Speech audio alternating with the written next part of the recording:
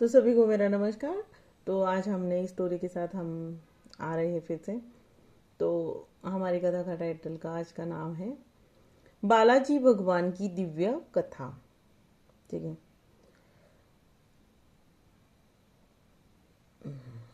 और चैनल पे नए हैं तो चैनल को जरूर सब्सक्राइब करना। तो चलो कथा स्टार्ट करते हैं। ओम नमो वेंकटेशाय नमः। जय तिरुपति बालाजी। तो तिरुपति बालाजी कौन कौन गया है सबसे पहले कमेंट में बताना। ठीक है।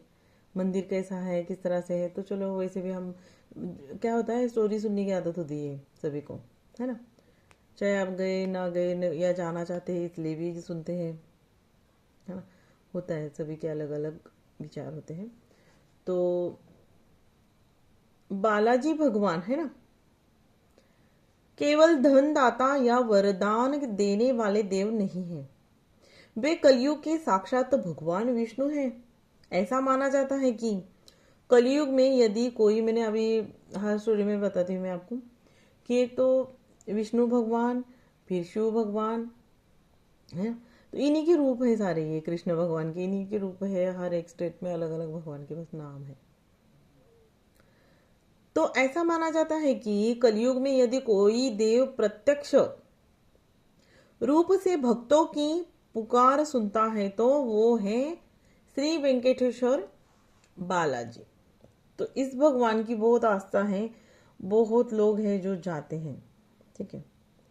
लेकिन मेरा एक है संदेश सबके तक पहुंचाने का, कि जो वहाँ रहते हैं ना, वहाँ जो रहते हैं, जो जैसे बालाजी का मंदिर जहाँ है तिरुपति बालाजी, तो जो लोग वहाँ पे रहते हैं उन लोगों ने भी मंदिर जाना जरूरी है। ठीक है। जैसे आपके ग्राम देवता हो गए ना वो, है ना, शुद्ध मराठी में शब्द आ गया वो ग्राम देवता।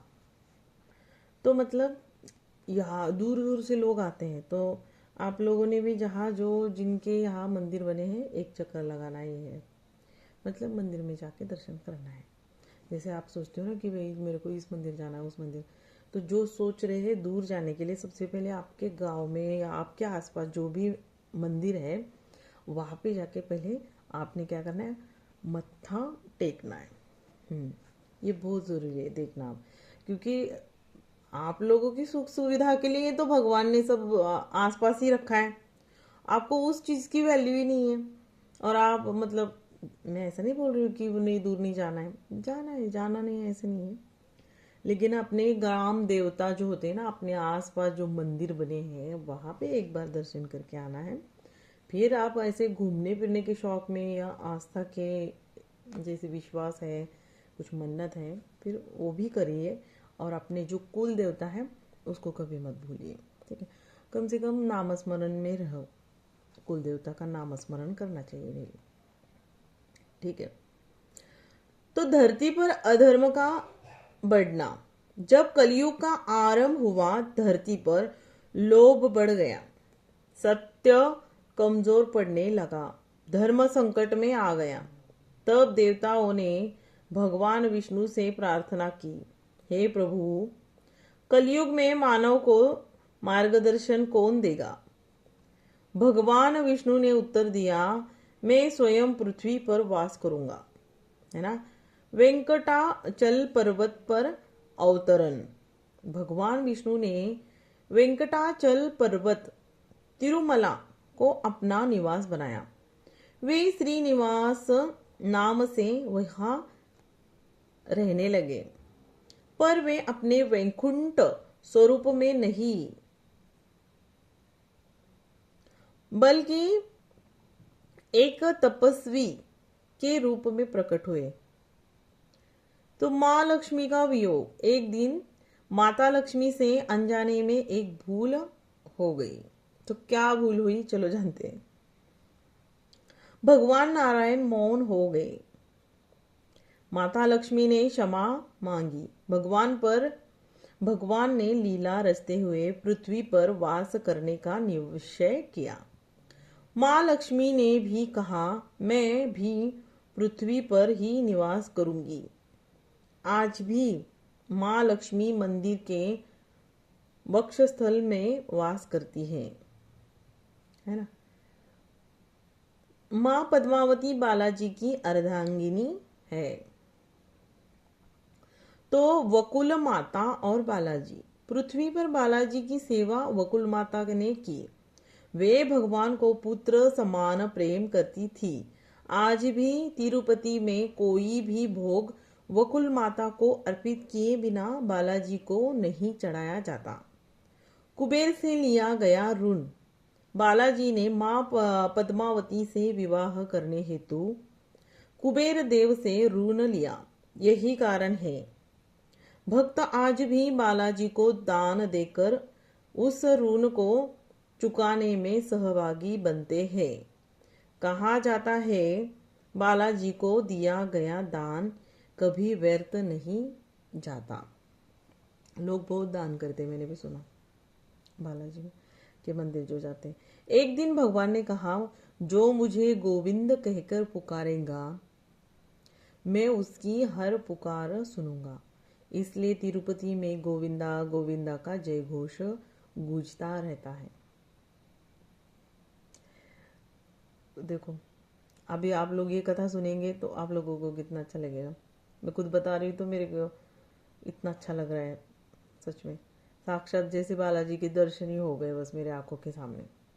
भक्तों की परीक्षा, बालाजी भक्तों की धन पद या प्रतिष्ठा नहीं, श्रद्धा की परीक्षा लेते हैं। जो सच्चे मन से आता है उसे धैर्य मिलता है, उसे समाधान मिलता है, उसे शांति भी मिलती है। लेकिन मेरा तो एक कहना है कि जो बुजुर्ग है उन्होंने अपने घर वालों का, मतलब होता है ना, बुजुर्ग लोग जाने की कोशिश करते हैं। वैष्णो माता हो गया, दूर दूर, जैसे मतलब दूर दूर के मंदिर आप लोग अगर जाते हैं, जो भी बुजुर्ग लोग हैं, आस्था लेके श्रद्धा से, भगवान तो रक्षण करते ही है, लेकिन भगवान नहीं चाहते हैं कि अपना भक्त पूरा मतलब परेशानी में, पीड़ा में, दुख में, दर्द में आए। बिल्कुल नहीं। बुजुर्ग जो भी है उनको एक ही संदेश है मेरा कि आप लोग घर में बैठ के भी भगवान का स्मरण करेंगे तो आपको सारी मुश्किलें आपकी हल हो जाएगी। ठीक है, क्योंकि किसी भी भगवान या किसी भी ग्रंथ में नहीं लिखा है कि तू मेरे मंदिर आएगी तभी ये इच्छा पूरी होगी। मैंने तो नहीं सुना है। ठीक है, चलो ठीक है, ये काल्पनिक लिख के रखा है, लेकिन खुद भगवान को ऐसे बोलते हो आपने देखा क्या? नहीं ना, कि मतलब कोई बुजुर्ग है, बिल्कुल गरीब है, उसके पास पैसे नहीं है, तो कैसे भी करके आ ही जा तभी तेरी इच्छा पूरी होगी। नहीं, ठीक है, भगवान सबके अंदर बसे हुए हैं। ठीक है, उसको पहचानने की कोशिश करो, है ना। जैसे जैसे आप कोई भी भगवान को पूछते हैं, मानते हो, उसका स्मरण करेंगे ना, तो एक अलग ही आपको ऊर्जा मिलेगी, है ना। मन को स्थिरता मिलेगी, अच्छा बुरा सब कुछ समझ में आएगा। ठीक है, सब पता चल जाएगा। बालाजी का लड्डू प्रसाद सिर्फ मिठाई नहीं है, वह आस्था है, ऊर्जा है, ईश्वर की कृपा है। इसलिए उसका स्वाद हर बार एक सा रहता है। कहा जाता है बालाजी की मूर्ति से आज भी पसीना आता है। बालाजी का चमत्कारी स्वरूप देखो, अभी मैं भी कुछ कुछ, जैसे अभी देखो मैं ये कथा प्रस्तुत कर रही हूँ यूट्यूब के माध्यम से। आज मतलब मैं खुद भी पहली बार मैं सुन रही हूँ, पसीना आता है वगैरह बालाजी को, तो मुझे बहुत अच्छा लग रहा है ये सुन के। मतलब देखो, कहानी इतनी सुंदर है, मतलब सच में जो मैं बता रही हूँ, तो मुझे ये सुन के अलग एक विभूति, मतलब होता है ना कि बाप रे ऐसा भी है वहाँ पे, है ना। तो बालाजी की मूर्ति से आज भी पसीना आता है। उनके केश कभी सूखते नहीं, उनका हृदय आज भी धड़कता है। यह संकेत है कि वे केवल मूर्ति नहीं है, साक्षात जीवंत भगवान है ना। तो कलयुग में के कृपालु भगवान बालाजी कहते हैं, तू चिंता मत कर, मैं हूं ना। जो टूटे मन से आता है ना, जो टूटे मन से आता है, खाली हाथ आता है, रोते हुए आता है, वह मुस्कुराते हुए लौटता है। तो उपसंहार, तिरुपति केवल तीर्थ नहीं, यह आस्था का महासागर है। तिरुपति केवल तीर्थ नहीं, यह आस्था का महासागर है, जहाँ राजा और रंक एक समान है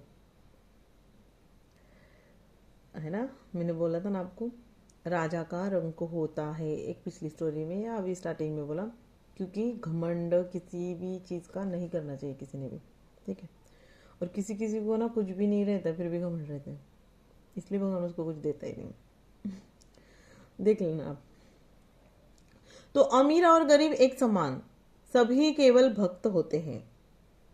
समापन मंत्र है ना, श्री शैलनाथ दया सागर वेंकटेशा नमस्तुते, जय तिरुपति बालाजी गोविंदा गोविंदा, जय तिरुपति बालाजी गोविंदा गोविंदा।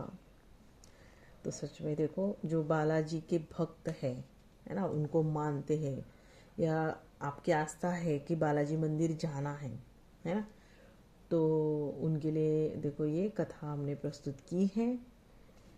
और मतलब उन बहुत सारे ऐसे हमारे भक्तजन हैं जो उनको हर मतलब अलग अलग भगवान में रुचि होती है, स्टोरी सुनने की आदत होती है। तो एक छोटा सा प्रयास करी हूँ मैं अश्विनी कि ये कथा आप लोगों तक मैं पहुँचाऊँ और ये कथा आपको पसंद आए, ठीक है। बालाजी भगवान के बारे में जो भी है जानकारी हमने यहाँ पे इस वीडियो में बताने की एक छोटी सी कोशिश की है। तो ये कथा कैसी लगी कमेंट में ज़रूर बताना, और चैनल में नए हैं तो सब्सक्राइब करना है, और ज़्यादा वीडियो अच्छी लगी होगी तो किसी और को भी शेयर कर सकते हैं, ठीक है। और एक लाइक ज़रूर करना।